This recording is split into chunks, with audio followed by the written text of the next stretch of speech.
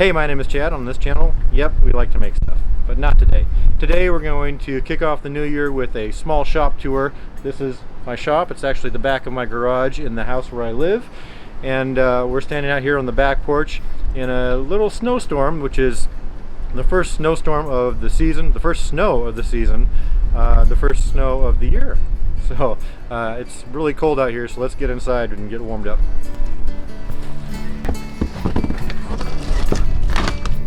And welcome to my small shop. As I said before, this is my garage. It's I'm fortunate in that it is a two-car garage. I've seen people using one-car garages or less, and so I've got a standard two-car garage, except it does have an extra high ceiling. So I went ahead and built a loft right here above me that covers about half of it, less than half. This is 8 feet. It's one full sheet of plywood, long or wide.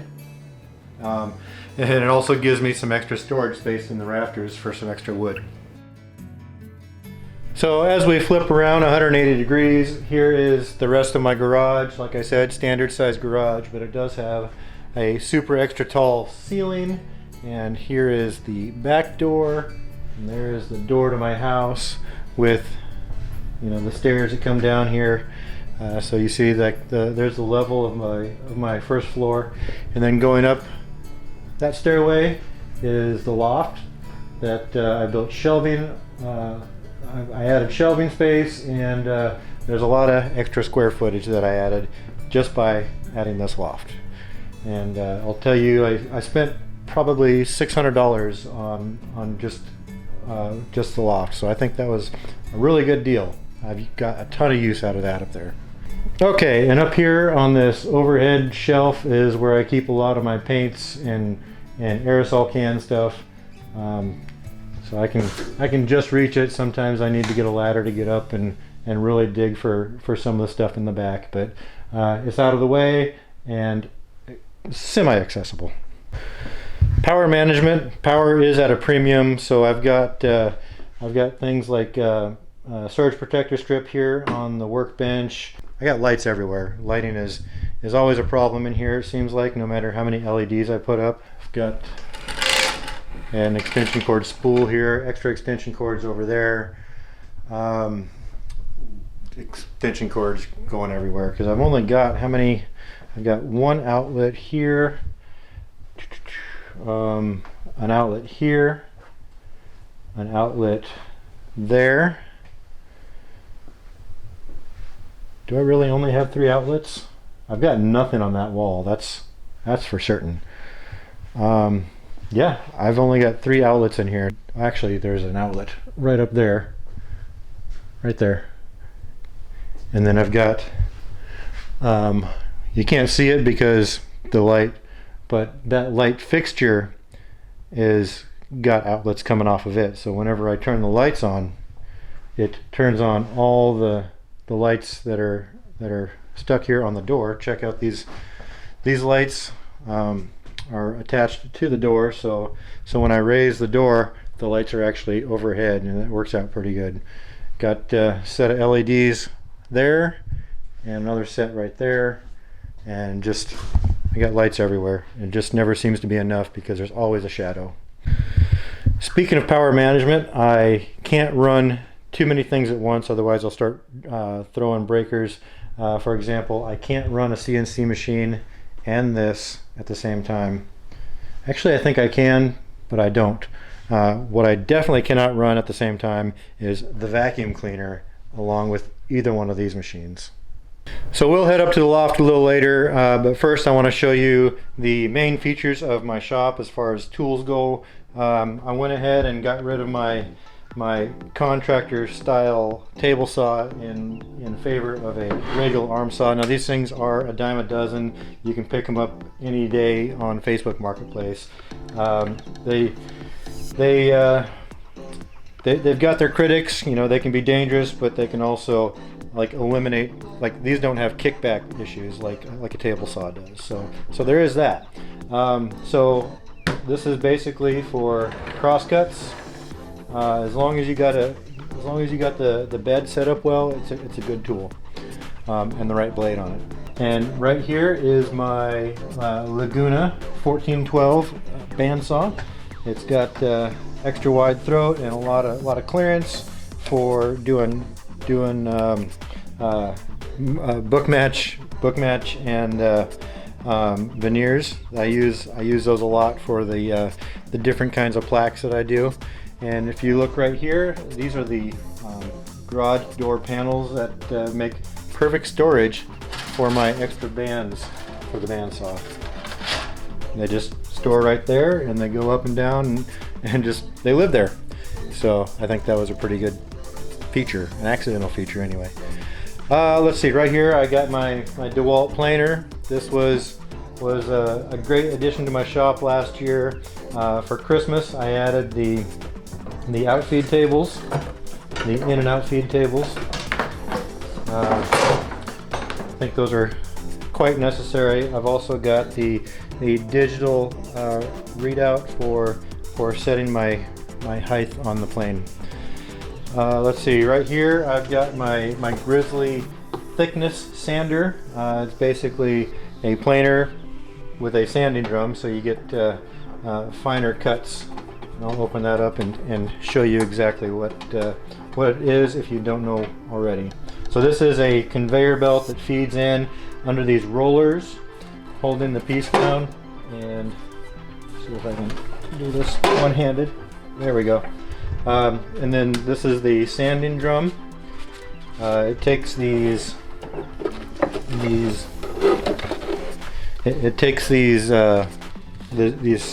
long strips of sandpaper, and it just wraps around the drum and closes itself off with Velcro, and it spins.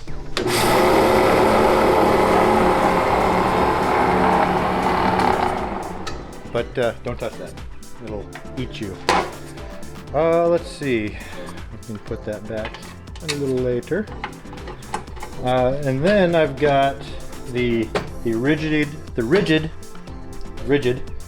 oscillating spindle sander, which means it oscillates, and right now it's set up with the belt sander, but I can also set it up with these spindles, and it goes up and down as it sands, so it takes out the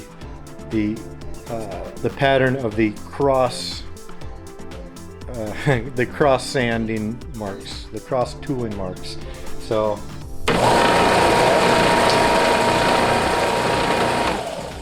now this thing is damaged.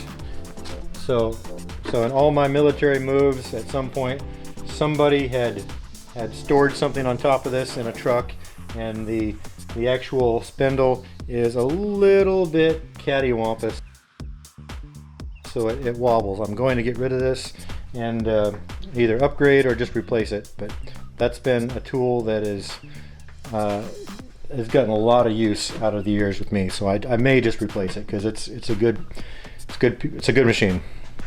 Let's see what else we got. Before I get into my automated tooling, which is the CNC and the laser, which I may be known for, I'm still going over the regular traditional wood power tools. I've got my collection of DeWalt cordless tools, and over here, over here is my router table. It's a very cheap setup with Ryobi. It's got the old Ryobi table that I pulled the table off the legs and put it onto this cart right here, which is on rollers. Almost everything is on rollers, so it's definitely a must-have if you have a small shop and you need to move stuff around in a modular setup. So this is my router table. I've got a Ryobi that's mounted here. I've got a Porter cable down here somewhere that goes with the dovetail box joint maker. It does joints like this for boxes.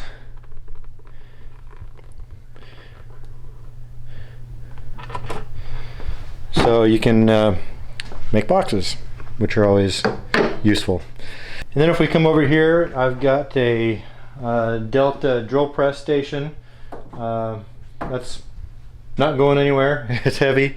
It's been really reliable, and Got a nice big aftermarket table. I got this used for like 350 bucks off of Facebook Marketplace. I think it was a pretty good steal. Then over here I've got my Delta Shopmaster jointer. Gotten some good use out of that. I do have a larger jointer that's in storage, ready for me to have a bigger place. One thing that I haven't gotten much use out of is my sliding compound miter saw. It's a Ryobi as well. I picked that up secondhand. I mostly haven't used it much because it's just in a bad location. I need more space to have something like that that's permanently set up in a miter station on a miter table, which is a long table for breaking down large long stock. Well, that about does it for tools. I do have, well, there's the Porter cable router that I have. It's up there. I've got a Porter cable plate joiner, a grinder that I haven't used in years.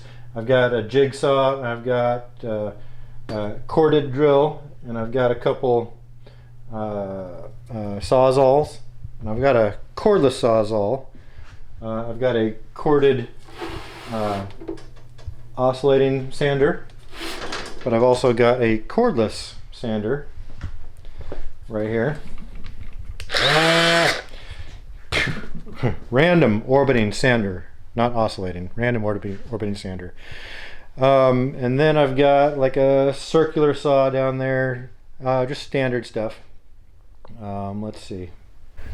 Hand tools. I've got some saws here, basic saws. Actually, not so basic. I've got a Japanese saw, and I've got one of these speed cuts.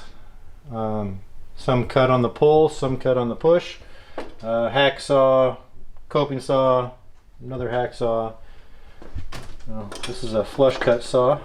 Get a lot of use out of that. When you're cutting something, you can cut flush. You can cut flush along a surface without damage it, and cut whatever off. Flush. It's a flush cut saw. Other hand tools, I've got a hammer handy here. Got my measuring guides. This is my workbench, which you saw me make 2 years ago now, I think. But I get tons of use out of this. A lot of people ask, what are the holes for? Holes are for putting clamps inside and holding down work pieces when you're working them, or gluing them down or something like that. Personal protection equipment. Got earphones or earmuffs accessible. Over here, got eye protection accessible. Let's see here. Measuring materials. Got my woodpecker's square.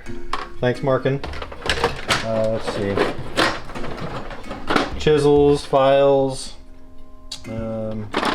spoke shave, sharpening stone, planes, wrenches, screwdrivers, and hex keys, more measuring devices, pliers and other wrenches.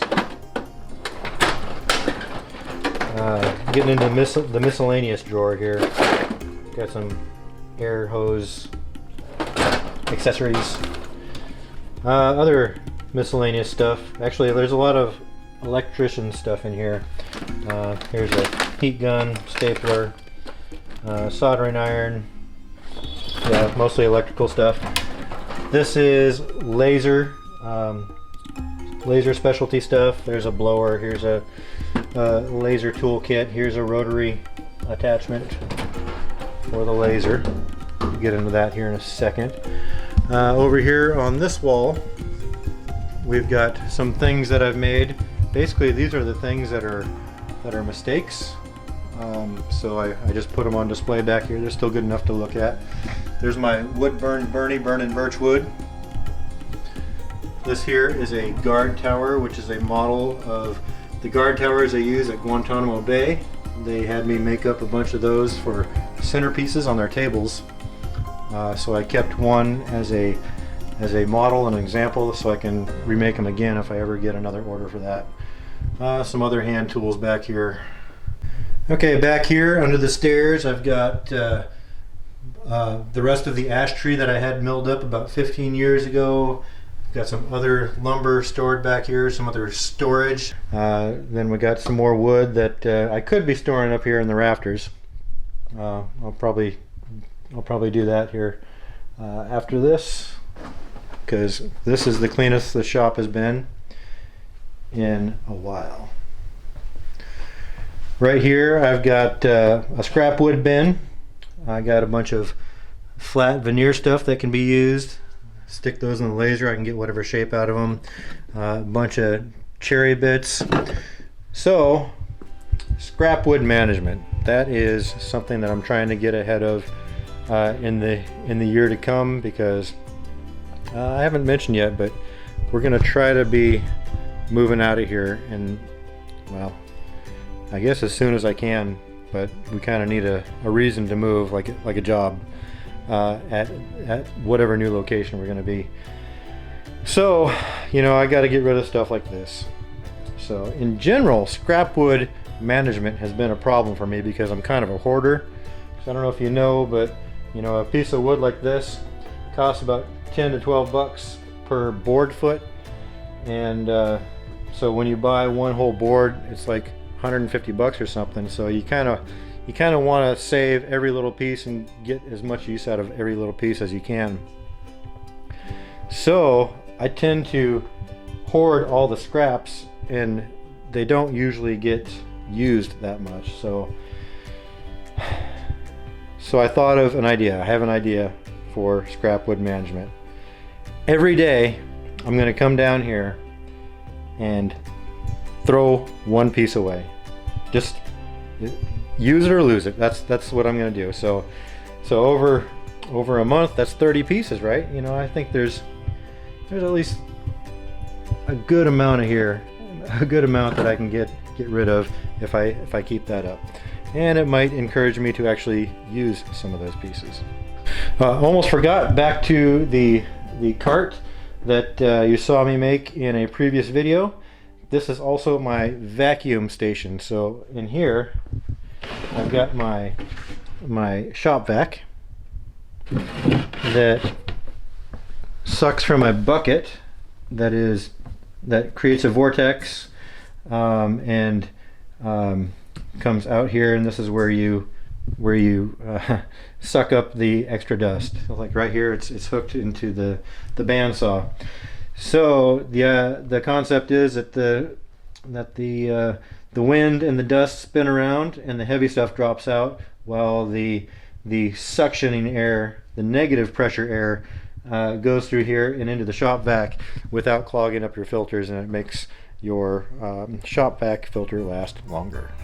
Oh man, making a short video is an art and a science that I haven't quite mastered, so I'm gonna have to break this video into 2 parts. As you can see, it's a different day, different shirt. I shaved, and I had to come down here from my editing computer to film this ending for part 1. So come back for part 2. We're going to talk about the laser, the CNC machine, and what this thing is all about.